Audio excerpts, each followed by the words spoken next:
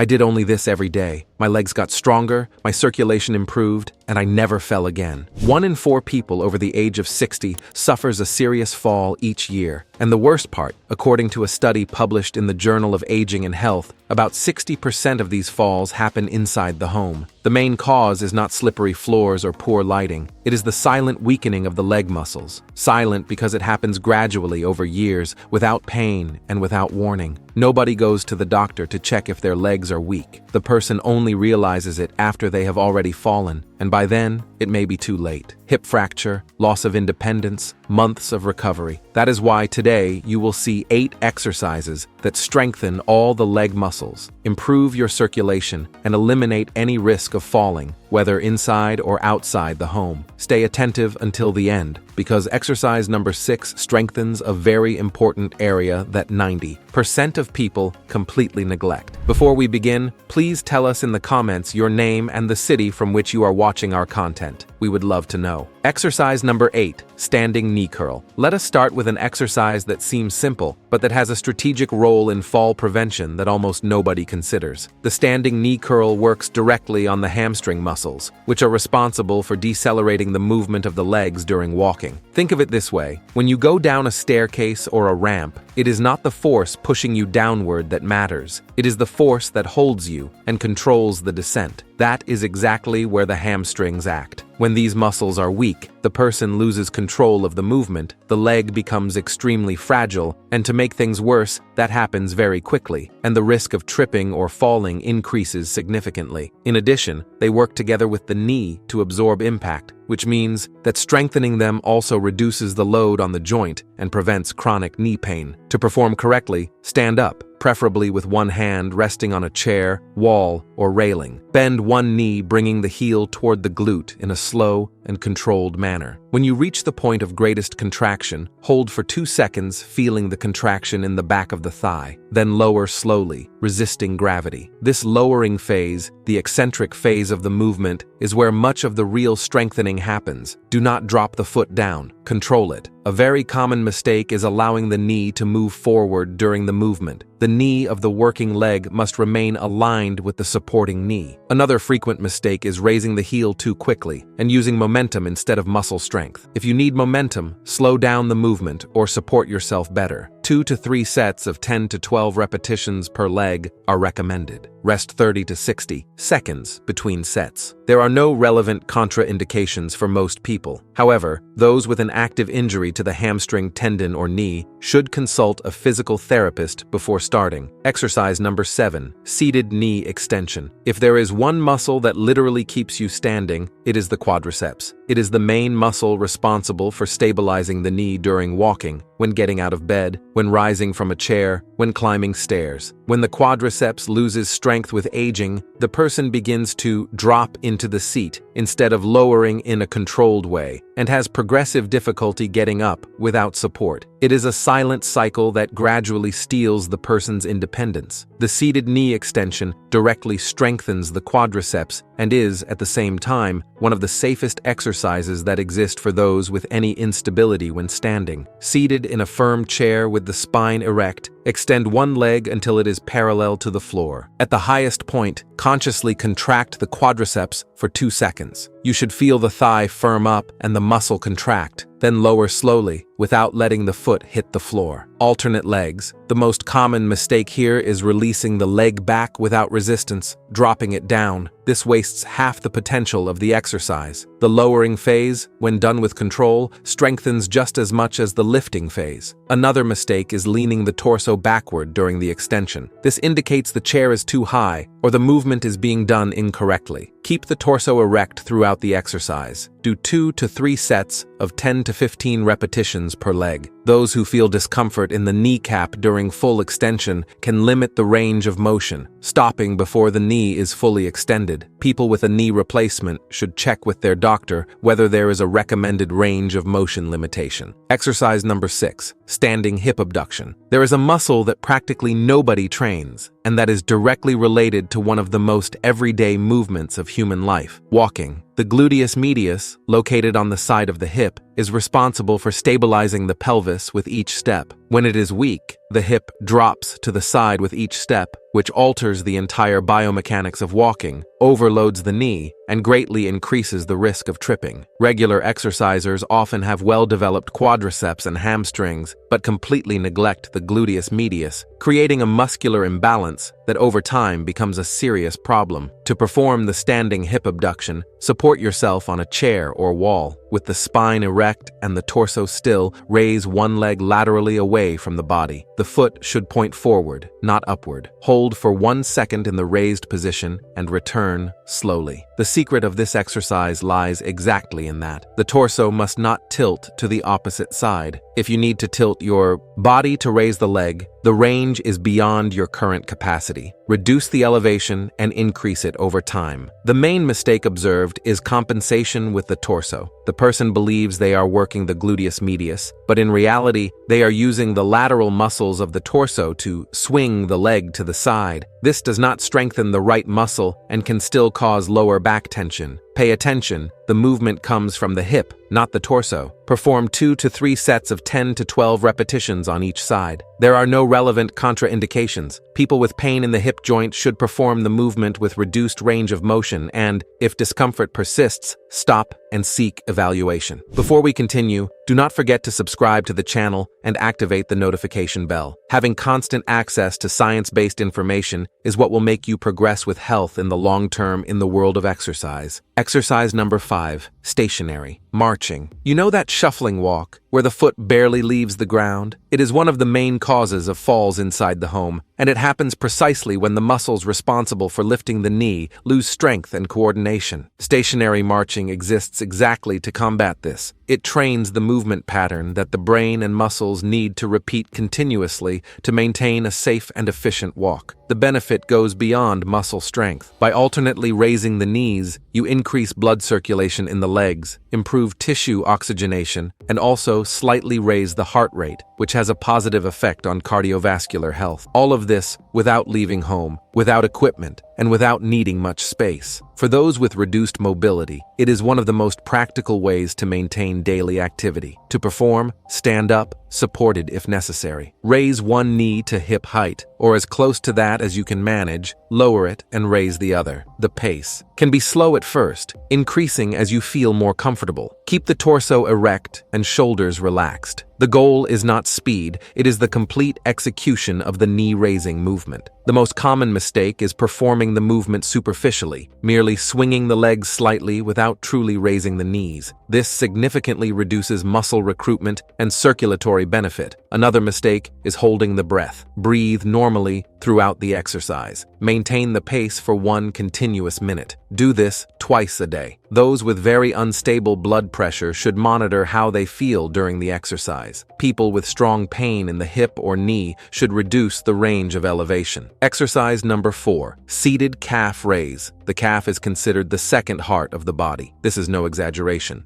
The heart pumps blood to the extremities of the body, but it cannot pull that blood back on its own against gravity. The calves do that work, and when they contract during movement, they compress the veins and push the blood back toward the heart. When the calf is weak and inactive, this venous return is compromised. The visible result is swelling in the feet and ankles at the end of the day. The invisible result is the progressive worsening of circulation in the legs. The seated calf raise has a specific advantage over the standing version. It primarily activates the soleus muscle, which sits beneath the more visible calf, and which works more intensely when the knee is bent. This muscle is fundamental for venous return and for ankle stability during walking. To perform, sit in a chair with the spine erect. Place a light weight on your knees, which can be a thick book or a water bottle of 1 to 2 liters. Repeatedly raise the heels off the floor in a controlled manner, as if you were rising onto your tiptoes, but in the seated position. Rise to the maximum point, contract for 1 second, and lower. The most common mistake is performing the movement too quickly, using momentum instead of muscle contraction. Rise and lower in a slow and controlled manner. Another mistake is not going through the full range of motion. The heel should lower lower all the way to the floor, not just partially. Perform 2 to 3 sets of 15 to 20 repetitions. People with a history of thrombosis should consult their doctor beforehand, although calf activation is generally recommended precisely to prevent this problem. Exercise number 3, glute bridge. The gluteus maximus is the largest muscle in the human body, and most people who do not exercise regularly have it extremely weakened. For a very specific reason, spending hours seated inhibits the functioning of this muscle. The body literally learns not to use it, and the consequences appear gradually: hunched posture, lower back pain, instability when walking, and difficulty climbing stairs. Strengthening the gluteus maximus has a direct and immediate impact on fall prevention. It is the main driver of hip extension, meaning the movement of pushing the body forward during walking. When it is strong, it also protects the knees, as it distributes forces better along the posterior chain. Weak glutes transfer unnecessary load to the knees, accelerating joint wear. To perform the glute bridge, lie on your back with knees bent and feet resting on the floor, hip-width apart. Raise the hips by contracting the glutes until your knees, hips, and shoulders form a straight line. Hold for 2 seconds in that position and lower slowly, vertebra by vertebra. Do not let the hips drop. The most frequent mistake is using the lower back to perform the movement instead of the glutes. If you feel more work in the back than in the buttocks, try placing your feet a little farther forward. Another mistake is raising the hips beyond what is necessary, creating excessive lumbar lordosis. The correct position is a straight line, without exaggerating the elevation. Do 2 to 3 sets of 10 to 15 repetitions. For those who have difficulty getting down to the floor, the exercise can be done on a firm mattress. People with a herniated disc or acute lower back pain should consult a physical therapist before starting. Exercise number 2, single leg balance. Here we arrive at the exercise that most directly trains the ability not to fall. It is not the most intense, not the most demanding, but it is probably the most specific for the goal of postural safety. Single leg balance, that is, the act of balancing on one leg, simultaneously activates the stabilizing muscles of the ankle, knee, and hip, and also trains the proprioceptive system, which is the body's ability to perceive its position in space. It is this system that prevents you from twisting your ankle when you step on uneven terrain. With aging, proprioception naturally decreases. The body becomes slower to identify where it is in space and to make the necessary adjustments to maintain balance. Training single leg. Balance daily is one of the most effective ways to reverse this loss and to maintain safety in everyday movements. To perform, position yourself beside a chair, with one hand close to the backrest for safety support. Lift one foot off the floor and try to balance on the other leg. The supporting foot should be completely flat on the floor. Hold for 10 to 30 seconds and switch sides. As balance improves, try releasing the support for a few seconds. To progress even further, close your eyes for a few moments. This removes visual support and forces the proprioceptive system to work with even greater intensity. The most common mistake is leaning firmly on the chair the whole time, which eliminates the challenge of the exercise. Use the support only for safety, not as a crutch. Another mistake is looking down. Keep your gaze fixed on a point ahead to facilitate balance. Do 2 to 3 sets of 10 to 30 seconds per side. Over time, try increasing to 45 to 60 seconds per side, which represents excellent progression for the stabilizers. There are no relevant contraindications beyond acute ankle or knee injuries. People with dizziness or vertigo should always maintain the chair support and avoid closing their eyes until the condition has stabilized. Exercise number 1, ankle rotations. We close with the exercise that most people underestimate and that has a silently important role in leg health. The ankle is the joint that first receives the impact with each step. It needs to be mobile, lubricated, and well controlled to absorb that impact without passing it excessively on to the knee and hip. When the ankle becomes rigid, whether from lack of use or long periods of sitting, the entire kinetic chain above it begins to compensate, and problems appear elsewhere. Ankle rotations stimulate the production of synovial fluid, which is the fluid that lubricates the joint. They also mobilize the tendons and muscles around the ankle in all directions, which does not happen with ordinary walking, which works only the sagittal plane, that is, forward and backward. In addition, the movement sends constant information to the brain about the position of the foot in space, training ankle proprioception in a passive and accessible way. To perform, sit or stand in a safe location. Lift one foot off the floor and draw large, slow circles with the tip of the foot, as if you were drawing in the air. Do 10 circles in one direction and 10 in the other, with maximum range of motion. Then, switch feet and repeat. If you hear crackling sounds or feel a sensation like sand in the joint the first few times, do not worry. This is normal and indicates the joint has been still for a long time. With regular use, these signs tend to disappear. The most common mistake is making small, fast circles. The movement should be slow, wide, and deliberate. Small, fast circles do not adequately mobilize the joint or effectively stimulate the synovial fluid. Another point of attention. If you feel intense pain, not just the crackling, stop and check with a professional. Do this twice a day. There are no relevant contraindications. People with an acute ankle injury, such as a recent sprain, should wait for recovery before performing circular movements with load or full range of motion. These 8 exercises, practiced daily or consistently throughout the week, form a complete routine of strengthening, balance, and circulation for the legs. They require no equipment, no leaving the home, and can be done at any age. What matters most is not the intensity of each session, but the regularity. A study published in the British Journal of Sports Medicine showed that older adults who perform strengthening and balance exercises at least 3 times per week reduce their risk of falls by up to 39%. That is no small thing. It is independence, it is quality of life, it is living with more confidence in every step you take. One final tip. If you want to make this routine even more efficient, try doing these exercises in the morning before any other activity. At that time, the body is still warming up, and stimulating the leg muscles early in the day improves circulation throughout the entire day, reduces afternoon swelling, and prepares the joints for everyday efforts. Over time, you will notice that you get out of bed more easily, climb stairs with more confidence, and move through the day with much greater safety. If you enjoyed this and also want to discover other exercises widely practiced in communities across Asia to undo years of neglect toward one's own body, we have a video appearing on your screen right now showing each of them in detail. Be sure to check it out. Thank you for watching until the end, and may God bless you, my friend.